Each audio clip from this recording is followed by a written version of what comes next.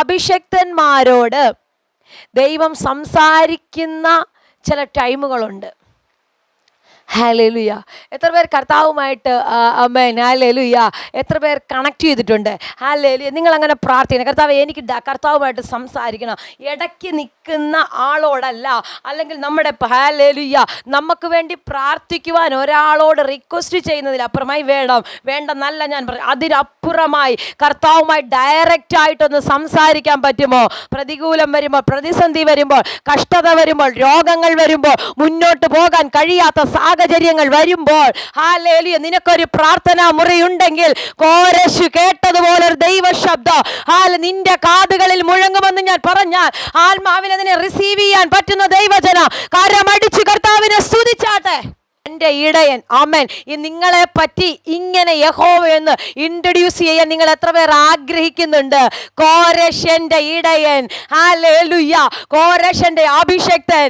Amen hallelujah. കോരശ് എന്ന പദം മാറ്റിയിട്ട് ഒന്ന് പറഞ്ഞേ ഹല്ലേലൂയ. നമ്മുടെ പേരവിടെ ചേർത്തിട്ട് പറയടാ. ഇവിടെ പറയാ കോരശന്റെ ഇടയൻ.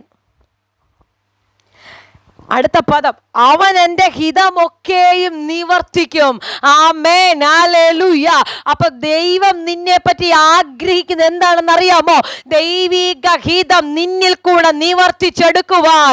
എന്തോ ഇന്ന് രാത്രി എൻ്റെ മുന്നിലിരിക്കുന്ന ദൈവജനത്തോട് ഞാൻ ആത്മാവിൽ ഒരു പ്രവചന ശബ്ദം കൈമാറുകയാണ്. നിന്നെ പറ്റി ഒരു ദൈവത്തിനുള്ള ഹിതം, നിന്നെ പറ്റിയുള്ള ദൈവിക പ്ലാനുകൾ, നിന്നെ പറ്റി ദൈവത്തിനുള്ള പദ്ധതികൾ ഈ കാലഘട്ടത്തിൽ നിവർത്തിച്ചെടുക്കുവാൻ എൻ്റെ ദൈവത്തിന് പ്ലാൻ ഉണ്ടെന്ന് പറഞ്ഞാൽ ആ പ്ലാനുമായി കണക്ട് ആകുവാൻ ഇന്ന് രാത്രി എത്ര പേർ തയ്യാറാണ്? അവരുടെ മേലൊരു അഭിഷേകത്തിന്റെ കൈമാറ്റം. ദൈവഹിതം എന്താണെന്നറിയാമോ?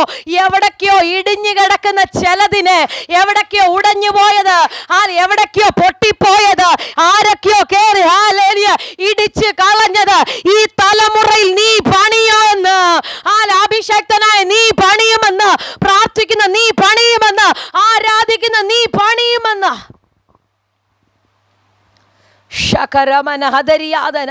ഈ വചനവുമായി 2-3 മിനിറ്റുകൾ ആത്മാവിൽ ഒന്ന് കണക്ട് ആയാട്ടെ. ഹല്ലേലൂയ. കരമടിച്ചോ.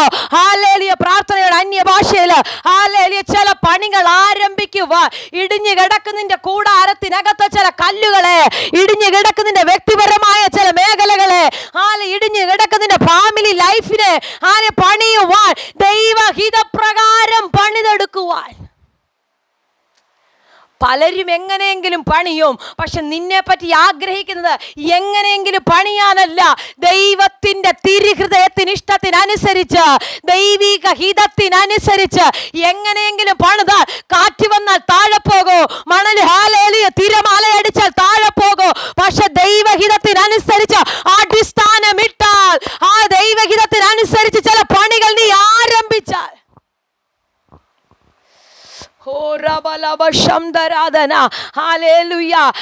ഇന്ന് ചിലരെ ആത്മാവിൽ കർത്താവ് പുറത്തു